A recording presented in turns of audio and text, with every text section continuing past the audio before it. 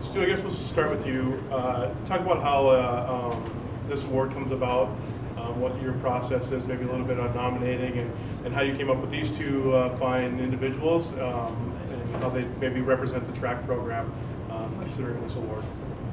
Well, the DOug Lockrem Memorial Scholarship is named in the honor of DOug Lockrem, and as I understand, he was actually, when I first got here, he died that year after I got here or so, but I can't remember if I met him, unfortunately, but he was a police officer here in town for 38 years, and he was really huge with Beaver Athletics, working a lot of the basketball games, football games as an usher, and just, he was really, his motto was sticking to things and loyalty, I guess you could say. And so this scholarship that the family set up kind of has some criteria to be eligible for it. It's somebody that's kind of within this region: North Dakota, Montana, South Dakota, Manitoba, and Saskatchewan. And they pretty much have to be a 4-year Beaver. You're not eligible for it until you've completed 3 full years. So it's either a senior, 4th-year senior, or like Sienna, or else a 5th-year senior like Phillip, who redshirted 1 year. Because DOug wants to encourage that long-term commitment type of thing. So each year we get sent out, the coaches get sent out an application form or nomination form for a person from their team, and there's some other criteria on there based on grades, good character, and with DOug being involved with law enforcement, one of that is no misdemeanors or anything related to criminal activities, which would include even underage drinking or that. So it's really, I think, a nice award for the integrity that it stands behind in that. And these are two people that, when I go through my program, kind of people that fit that criteria, I think, for all the coaches, all the programs, just who fits that. And sometimes it's a little hard just from the geographical area, but then also the people that do stick around here. We've had some other good nomination, or I've had some other good people on our teams in the past, but they maybe be outside the geographical area, or they weren't eligible yet, that type of thing.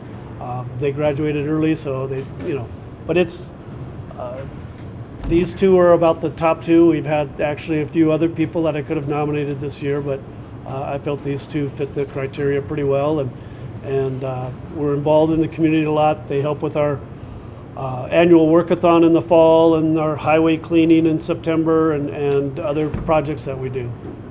That'll be for both of you. We can start with Phil, but talk about what it means to you to win an award like this, and how you maybe fit into some of the criteria, what you think is some of your strong suits in that. Well, it's pretty awesome to be nominated for this award. Stu said a lot of good things about us, which is cool and always nice to hear. But to me, being a student athlete means more than just like competing on Saturdays. We practice, work hard every day at practice, but then also going to class and getting good grades, and like you said, staying out of trouble and stuff. And giving back to the community with our community service. So it's kind of like a well-rounded award, and just very appreciative to have won it. Same question. What does it mean to you to win this award? I think being in track is also a lot more than just competing and stuff. Like all the community service activities we do, I think they're great. And then also, since it means being here for 4 or 5 years, I think that also says something about sticking to your teammates and being dedicated to a team. And I think that's a really important thing.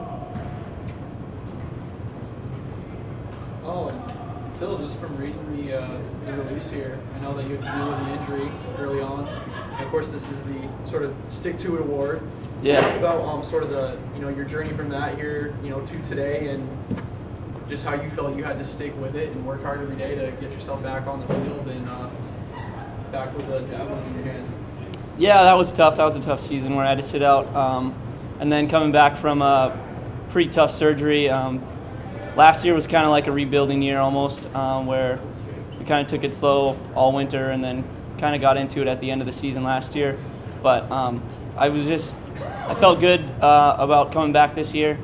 that we ended the season so well last year, and I was fortunate enough to be able to have 1 year left of eligibility to come back and compete. So just like pretty fortunate to have that 5th year for getting that red shirt. Sienna, just have one more for you. What would you say to, I guess, just advice to, other athletes in Minot State or incoming athletes as far as, we were talking before, you have been sort of fairly consistent this year. You see your PRs sort of get better and better over time. But, whether it's a track athlete or a basketball player that has some ups and downs, during their games, just what's some general advice you'd give to athletes in Minot State about just sticking with it? If you have a bad day, get back out there and work hard. What kind of advice would you give along those lines? Sometimes you just have to shake it off. Like, I had a terrible season, like my entire sophomore year, and I just let it go, put it behind me, and this is where it got me. So being able to shake it off is what you have to do, I guess. Perfect, thank you.